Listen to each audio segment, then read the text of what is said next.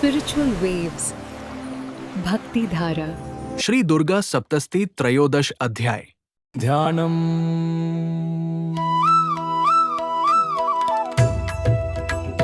ॐ बालार्कमण्डलाभासां चतुर्बाहुं त्रिलोचनं पाशंकुशवराभीतिर्धारयन्ती शिवां भजे। मैं उस देवी की वंदना करता हूँ जिनका रूप उगते हुए सूर्य के समान तेजस्वी है, जिनके 4 हाथ हैं 3 नेत्र हैं और जो पाशंकुशवर मुद्रा और अभय मुद्रा धारण करती है वे कल्याण स्वरूप शिवा है।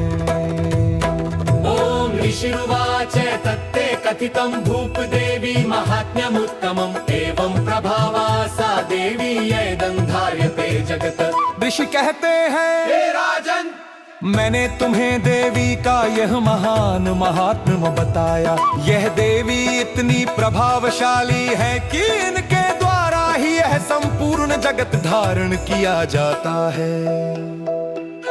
विद्या तथैव क्रियते भगवत विष्णु मायया तया त्वमेष वैश्यश्च तथैवान्ये विवेकिनः। यह विद्या और शक्ति सब भगवान विष्णु की माया शक्ति से ही उत्पन्न होती है। इसी माया शक्ति से तुम यह वैश्य और अन्य सभी विवेकी भी मोहित होते हो। मोहन्ते मोहिताश्चैव मोहमेशन्ति चापरे तामुपैहि महाराज शरणं परमेश्वरी। कुछ लोग इस माया से मोहित होते हैं, कुछ पहले से मोहित हैं और कुछ आगे मोहित होंगे। इसलिए हे राजन, तुम परमेश्वरी देवी की शरण में जाओ। आराधिता सैवनृणां भोगस्वर्गापवर्गदा। आराधना करने पर यही देवी मनुष्यों को भोग स्वर्ग और मोक्ष तीनों देती है। मार्कंडे उवाच इति तस्य वच श्रुत्वा सुरथसनराधिपः। मार्कंडेय कहते हैं, ऋषि के ये वचन सुनकर राजा सुरथ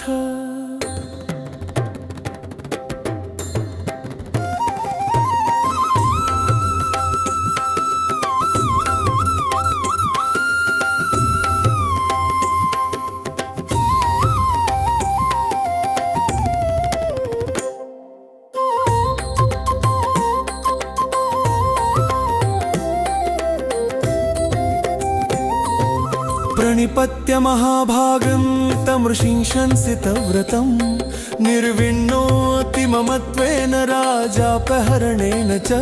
उस महान व्रतधारी ऋषि को प्रणाम कर अपना राज छिन जाने के कारण दुखी और मोहभंग से भरे हुए राजा सुरथ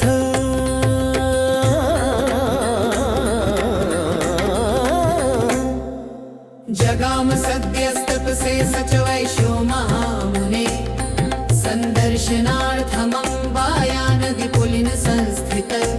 राजा और वैश्य दोनों देवी के दर्शन के लिए नदी के तट पर तपस्या करने चले गए।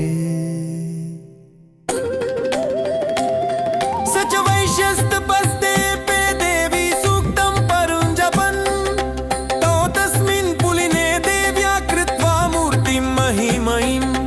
वह वैश्य देवी सूक्त का जप करते हुए तप करने लगा।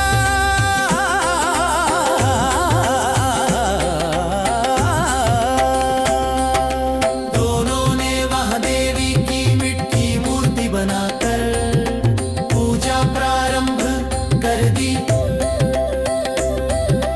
अर्हणां चक्रतुस्तस्या पुष्पधूपाग्नितर्पणे निरहरौ यतहारौ तन्मनस्को समाहितो। वे दोनों पुष्प धूप और अग्नि से तर्पण कर देवी की आराधना करते रहे। वे निराहार संयमी और एकाग्र चित्त थे। ददतुस्तौ बलिं चैव निजगात्रा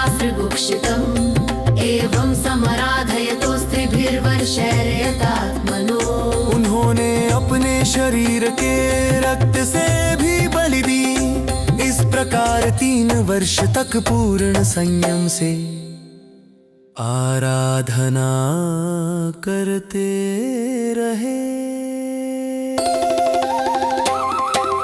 परितुष्टा जगदधात्री प्रत्यक्षं प्राह चण्डिका। परितुष्टा जगदधात्री प्रत्यक्षं प्राह चण्डिका। प्रसन्न होकर जगजननी चण्डिका प्रकट हुई और बोली। प्रसन्न होकर जगजननी चण्डिका प्रकट हुई और बोली।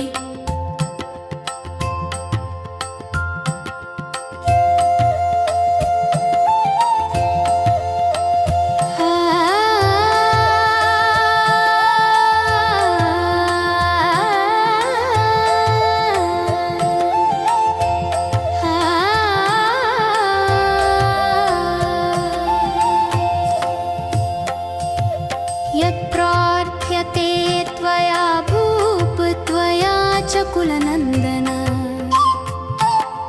मत्तस्तत्प्राप्यता सर्वं परितुष्टा ददामि तत्। हे राजन और वैश्य, तुम दोनों जो चाहो वह वर मांगो। मैं प्रसन्न हूँ इसलिए तुम्हारी सभी इच्छाएं पूर्ण करूंगी।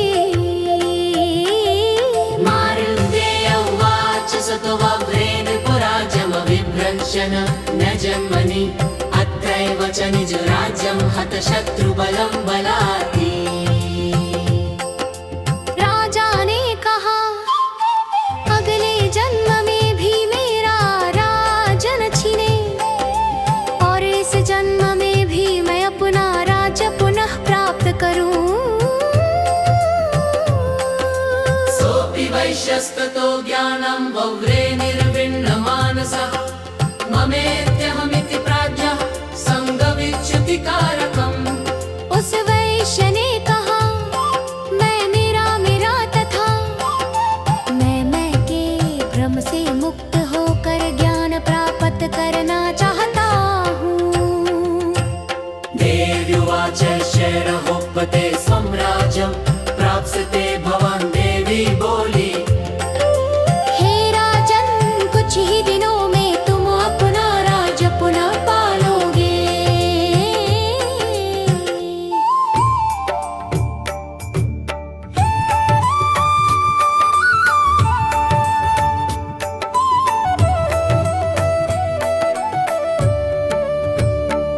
हत्वा रिपुनस्खलितं तव तत्र भविष्यति।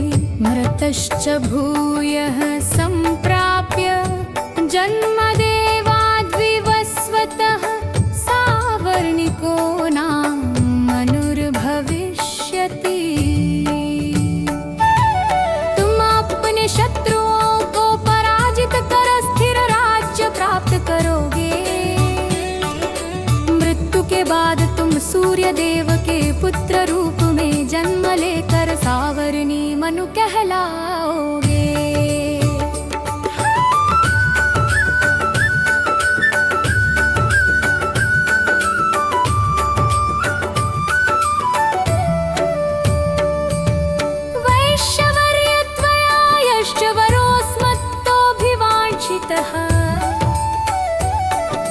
तं प्रयच्छामि संसिद्धै तव ज्ञानं भविष्यति।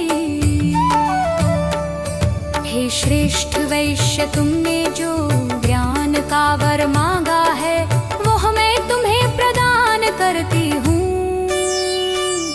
तुम पूर्ण ज्ञान प्राप्त करोगे।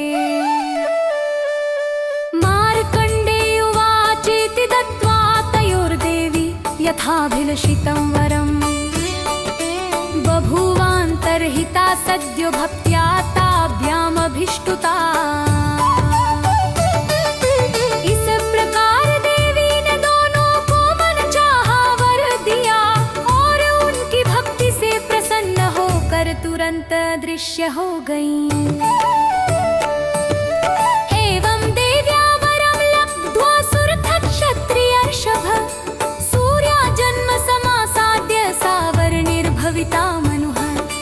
इस प्रकार देवी से वर प्राप्त कर राजा सुरथ ने सूर्य देव के पुत्र पुत्र रूप में जन्म लेकर भविष्य में सावर्णी मनु बनना निश्चित किया।